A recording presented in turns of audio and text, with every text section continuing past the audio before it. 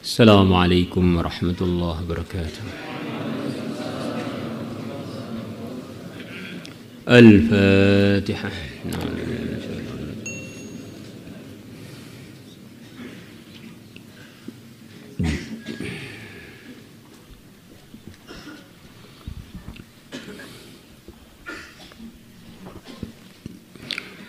Bismillahirrahmanirrahim. Kita meneruskan mengenai imbalan-imbalan pahala-pahala yang Allah akan berikan kepada orang yang usaha untuk menunaikan keperluannya saudara muslim dia. Di hadis yang akan kita baca ini tidak disebutkan bulan khusus, hari khusus, ataupun tahun yang khusus. Kapan aja dilakukan akan dapat pahala-pahala yang akan kita dengarkan sebentar lagi. Apalagi kalau dikerjakan di hari-hari khusus seperti hari-hari 10 awal dari Dzulhijjah, yang dikatakan banyak ulama dari satu sisi 10 awal Dzulhijjah ini ada keistimewaan-keistimewaan yang di Ramadan pun tidak ada. Haji dilakukan di hari-hari ini, kurban dilakukan di hari-hari ini, Idul Adha dilakukan di hari-hari ini. Maka kita bagaimana usaha meningkatkan kebaikan setiap saat, wabil khusus di hari-hari mulia. Insyaallah. Yang mampu korban-korban, yang belum mampu latihan berkorban urunan, terus nanti salah satu dikorbankan. La ilaha illallah. Salah satu dari kambing yang dikorbankan, dari sapi.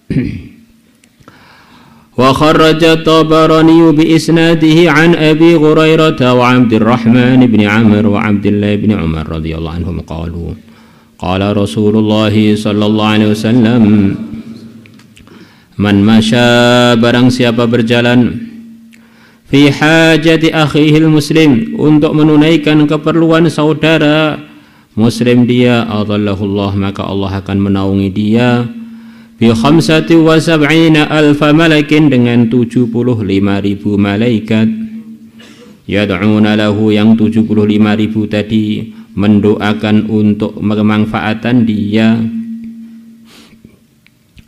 Walam yazal yakhudhu fir rahmah, dan tidak henti-hentinya dia yakhudhu fir rahmah, dia bergelimang di dalam rahmatnya Allah, hatta yafrugha, sehingga dia selesai menunaikan hajatnya muslim tadi. Fa idza faragha, maka kalau dia telah menyelesaikan hajatnya saudara muslimnya, kataballahu lahu, Allah akan tulis untuk dia hajjatan wa umratan, haji dan umrah. Wa man 'ada maridha, dan barang siapa menjenguk orang yang sakit, adallahullah, maka Allah akan menaungi dia bi 75 alfa malakin, dengan 75.000 malaikat. La yarfa'u qadaman, dia tidak mengangkat telapak kaki pun, illa kutiba lahu bihi hasanatun, kecuali mesti ditulis untuknya bihi, dengan sebab mengangkat satu kali, mengangkat telapak kaki, satu kebaikan. Wala yad'u qadaman, dan dia tidak meletakkan qadaman, telapak kaki pun, illa hutta anhu sayatun, kecuali akan digugurkan darinya sayatun, satu keburukan.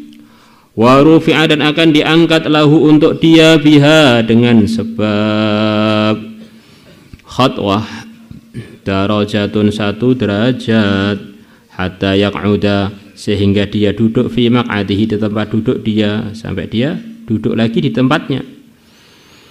Fa idza qa'ada, maka kalau dia duduk, ghamaratu rahmah, maka rahmat akan mengucuri dia, menyelimuti dia.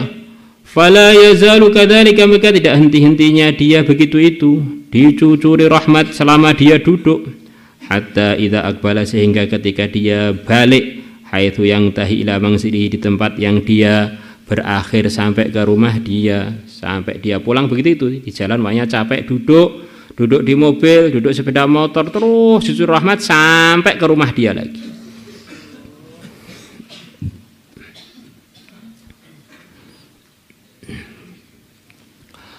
Wa kharraja Ahmad bi isnadi an Anas radhiyallahu anhu qala sami'tu, aku telah mendengar Rasulullah sallallahu alaihi wasallam yaqulu, beliau bersabda, ayyuma rajulin, mana saja laki-laki ya'udu maridan, yang dia menjenguk orang yang sakit, fa inna ma yakhudu, maka sungguhnya dia ini yakhudu, bergelimang, fi rahmati, dalam rahmatnya Allah. Fa idza qa'ada, maka kalau dia duduk indal marid, di dekatnya orang yang sakit, ghamaratur rahmatu, maka rahmat akan menyelimuti dia. Tentu saja semua pahala-pahala ini kalau dilaksanakan dengan ketakwaan. Itulah kata Al-Imam Nawawi. Semua imbalan-imbalan pahala itu hanya didapatkan kalau waktu ngerjakannya disertai dengan ketakwaan. Karena Allah berfirman, innama yataqabbalullahu minal muttaqin. Contohnya orang sakit yang kita tidak boleh duduk di sampingnya, terus kita duduk, alasannya jenguk orang sakit, ternyata nador orang sakit. Khidmat mijet-mijet, ternyata yang dipijit bukan mahram. Karena kadang-kadang hadis ini kalau nggak diterangkan, jadi alasannya sebagian pelajar yang tidak benar untuk tambah nyeleweng. Wah, ada dalilnya sekarang. Jenguk orang sakit pahalanya, ini semuanya harus disertai prosedurnya.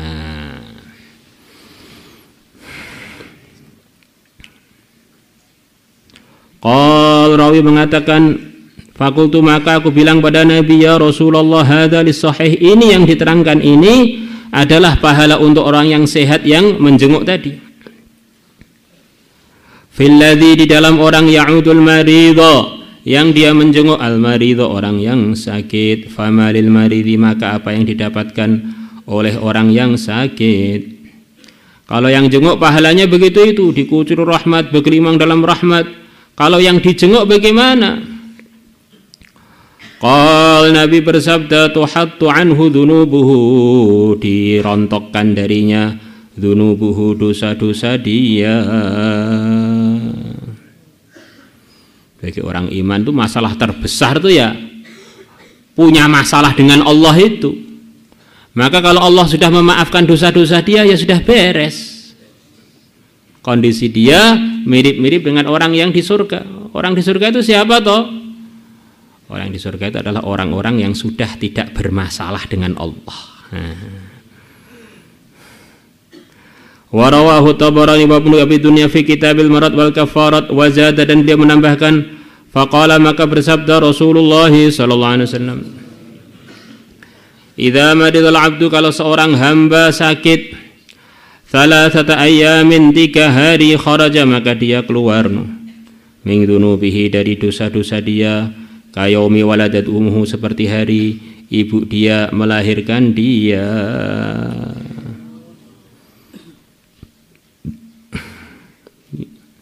Nah, ini kalau kita dapat pahala, kata dengar pahala-pahala orang sakit, apa kita perlu berharap sakit? Tidak. Arahan agama diantaranya, ya Allah, inni as'alukal afiyah, ya Allah, minta selamat, minta sehat. Tapi kalau sudah diuji sakit, bayangkanlah, harapkanlah pahala-pahala, imbalan-imbalan yang Allah akan berikan kepada orang yang telah sakit.